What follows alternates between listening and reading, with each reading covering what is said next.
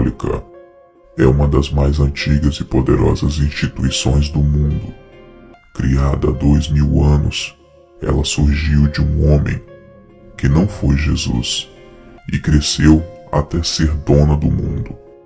Mas para isso, sua história foi marcada com mortes, traições, roubos, pecados e até mesmo associação com algum dos piores vilões da nossa história. E nesta nova série do canal, nós vamos contar esses segredos e mostrar o que eles querem esconder, mostrando que a maior instituição religiosa do mundo também é uma das mais ricas, possuindo tantas coisas que poderia mudar o rumo do planeta com o seu dinheiro e a sua influência. Além disso, falaremos sobre as figuras que moldaram a igreja, os papas.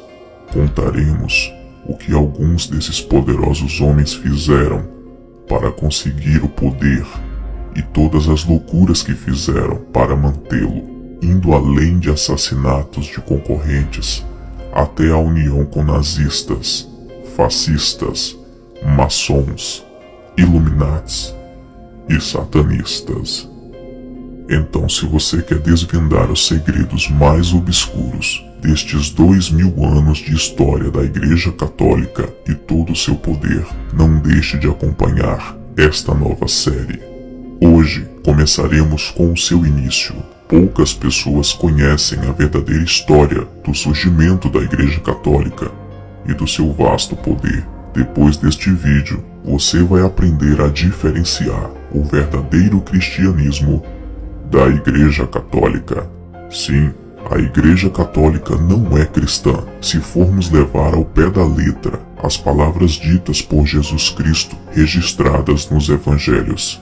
Das religiões que se intitulam como cristãs, a Igreja Católica é a que mais fica distante do verdadeiro Evangelho deixado por Cristo. Sentem-se, crianças. O tio Lu vai contar uma história para vocês.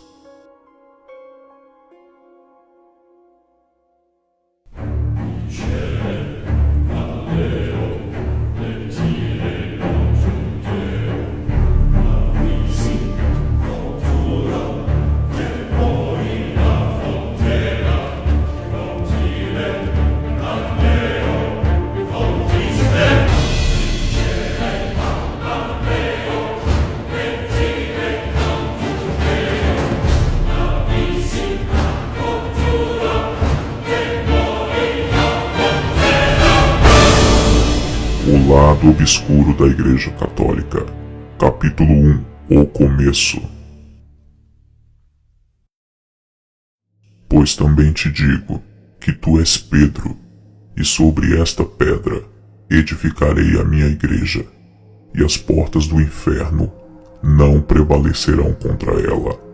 Eu te darei as chaves dos céus, e tudo que ligares na terra será ligado nos céus, e tudo que desligares na terra será desligado nos céus.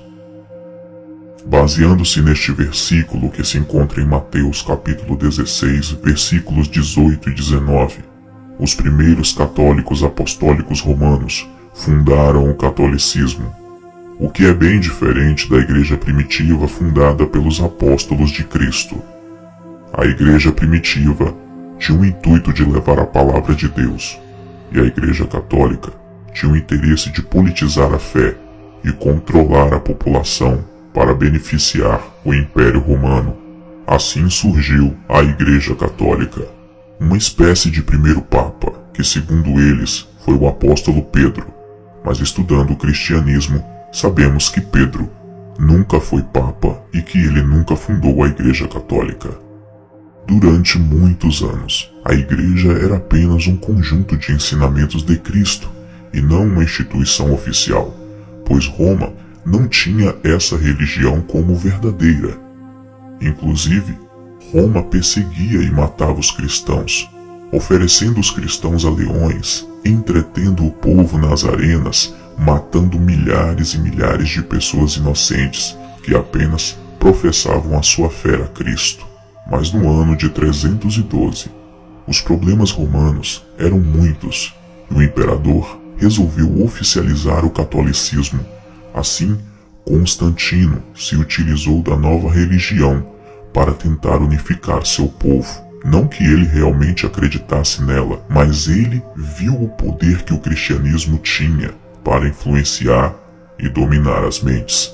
Constantino, o Grande, entrou para a história romana como o primeiro imperador romano a se converter ao cristianismo. Contudo, fica em aberto a seguinte questão: será que ele teria feito isso por pura devoção ou for apenas uma jogada política? Constantino, antes de se tornar cristão, era um homem devoto inicialmente ao culto dos deuses romanos, que para o cristianismo são demônios camuflados de seres extraordinários, mas não passam de anjos caídos que enganam as pessoas. A conversão do imperador romano Constantino é considerado o fato mais emblemático na história do cristianismo, depois dos relatos bíblicos. Como decorrência desta suposta conversão, em 313 ele assinou um decreto conhecido como Edito de Milão, na qual a religião, sugerida a partir dos ensinamentos de Jesus Cristo, deixou para trás os tempos de clandestinidade no Império Romano. Porém, o reconhecimento como a religião oficial do Império só viria a acontecer mais tarde. Além disso, a promulgação do edito serviu como pontapé inicial para a Igreja de Roma, aos poucos, alcançar a primazia religiosa que a sustenta até hoje.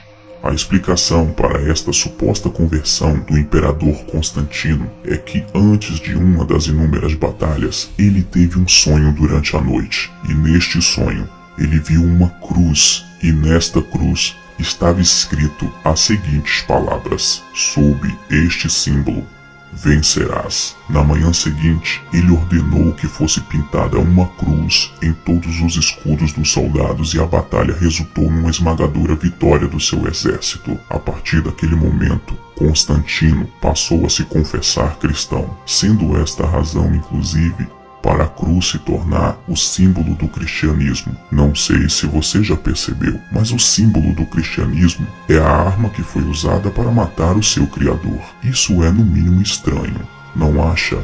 Entretanto, a despeito desse relato, não me convenço que houve uma sincera conversão da parte do imperador Constantino. Me parece que ele enxergou no cristianismo um meio de consolidar o poder, já que após a vitória na citada batalha, ele se convertera no único soberano do lado ocidental do império, e os cristãos formavam um único grupo que não o via como seu Senhor Supremo. Os cristãos daquela época não acreditavam na conversão sincera do imperador Constantino, sem esquecer que grande parte dos cristãos daquela época preferiam a morte a ter que participar de rituais não cristãos, muitos pagando com a própria vida por tamanho crime, entre aspas. Esses mártires, como ficaram conhecidos, morriam por amor à causa, o que certamente deixava os integrantes do alto comando romano, bem como o próprio imperador Constantino,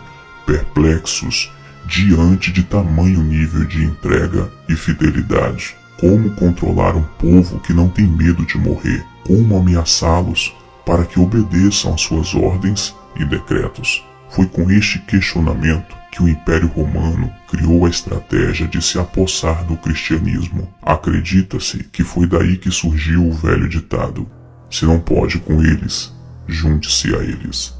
Assim surgiu o que conhecemos como catolicismo, e por conta deste domínio de Roma sobre o cristianismo, veio o nome que perdura há mais de 2000 anos: Igreja Católica Apostólica Romana. Você já deve ter se perguntado, por que o nome católica? Bem, vamos explicar. A palavra católico vem do grego católicos, que quer dizer para todos, ou algo universal. Ela ganhou este nome porque o imperador romano aplicou um decreto que obrigava todas as pessoas a se converterem à Igreja Católica. Quem não se tornasse católico era perseguido, preso ou morto. Afinal, controlar uma única religião era mais fácil. Vale ressaltar ainda que um antigo historiador chamado Políbios, certa vez ao analisar as crenças gregas e romanas, ao final concluiu que os romanos tendiam a praticar menos iniquidades do que os gregos, pois acreditavam na existência do inferno. Diante destes fatos, Constantino, como grande estrategista, provavelmente entendeu que, uma vez controlando esta religião, teria sob suas ordens um excelente contingente humano, isto é, o cristianismo, lhe seria muito útil, ainda que sinceramente não acreditasse nele. Constantino interviu nas doutrinas que se aplicavam dentro do cristianismo católico, o que ajudava diretamente o controle das massas pelo Império Romano. Enfim, a conversão de Constantino provavelmente não ocorreu, lembrando que o seu batismo se deu apenas em seu leito de morte. Ele apenas enxergou na crescente religião um instrumento para unir o império que já dava sinais de muito desgaste. O imperador Constantino apenas usou o cristianismo para fortalecer os seus ideais e o seu poder. No frigir dos ovos, podemos dizer claramente que a Igreja Católica foi criada por um imperador romano que não entendia nada sobre o verdadeiro Evangelho de Cristo.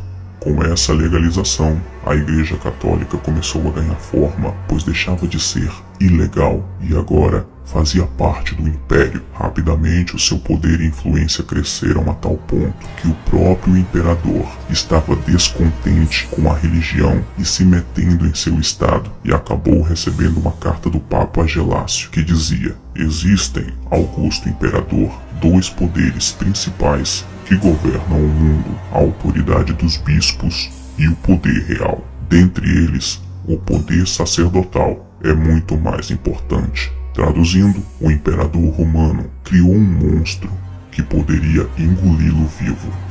Naquele tempo, o poder religioso tinha mais capacidade de dominação do que o poder político. Durante séculos, a Igreja Católica floresceu junto com o Império Bizantino. Porém, quando as coisas começaram a ficar ruins devido a muitas batalhas contra bárbaros, a Igreja viu que talvez fosse a hora de buscar novos aliados, e sem pensar duas vezes, ela traiu as mesmas pessoas que a haviam criado como uma instituição legítima.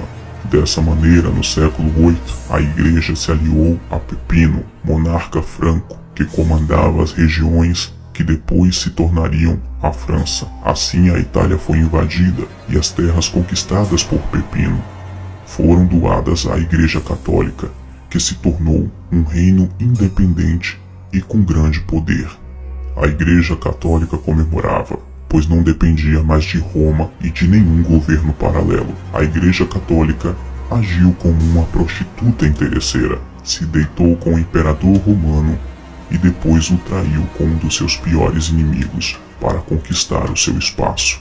Anos mais tarde, no reinado de Carlos Magno, o Papa Leão III proclamou o monarca como imperador do Ocidente, deixando Constantinopla furiosa e também amedrontada.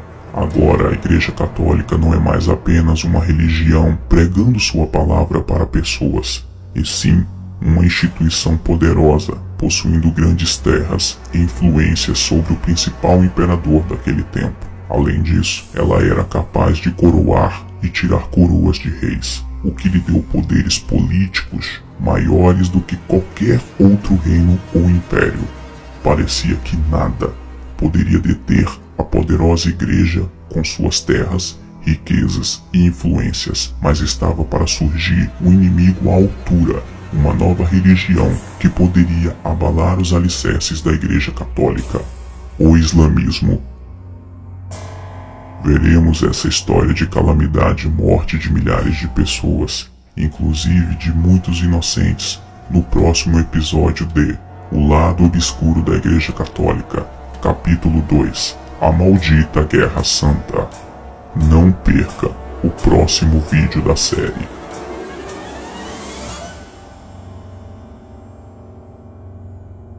Obrigado por assistir a mais um vídeo bizarro deste canal. Curta a página Tio Lu no Facebook. O link está na descrição do vídeo. Inscreva-se no canal e participe da minha creche de crianças obscuras. Até o próximo vídeo. Um beijo do Tio Lu. Sonhem comigo.